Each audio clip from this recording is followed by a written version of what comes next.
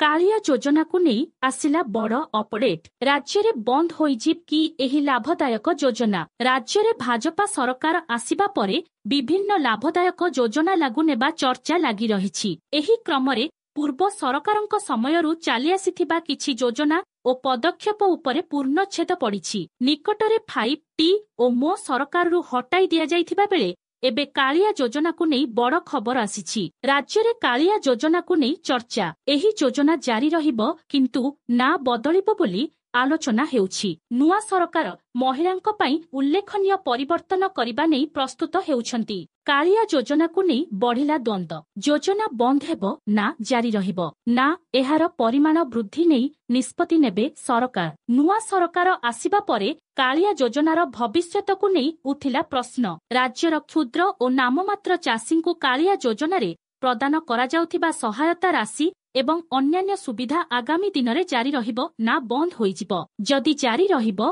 तेबे केबे एहार परिमाण वृद्धि पाइबा नै सरकार किछि निष्पत्ति नेइछंती कि ए नै बीजेडी विधायक गौतम बुद्ध दास विधानसभा प्रश्न करथिले। एहार जवाबरे उपमुख्यमंत्री कृषि तथा कृषक सशक्तिकरण मंत्री श्री कनकवर्धन सिंह देव कहिछंती राज्य रे कालिया योजना संपर्क रे उच्च स्तर रे आलोचना और विचार चलीछि। एहार निष्पत्ति हेला परे समस्त तथ्य जणाई दियाजिबो। अन्यपटे राज्य रे क्विंटाल धान पिछा केंद्र सरकार सर्वनिम्न सहायक मूल्य 2300 टंका प्रदान करिबा नै स्थिर करिछंती। निर्वाचनी इस्ताहार रे एही मूल्य 3100 करिबे बोली मोहन सरकार प्रतिश्रुति देइथिले। तेणु अवशिष्ट 800 टंका पई राज्य सरकार बजेट रे व्यवस्था करिबे बोली कहिछंती खाद्य जोगाण और खाउटी कल्याण मंत्री।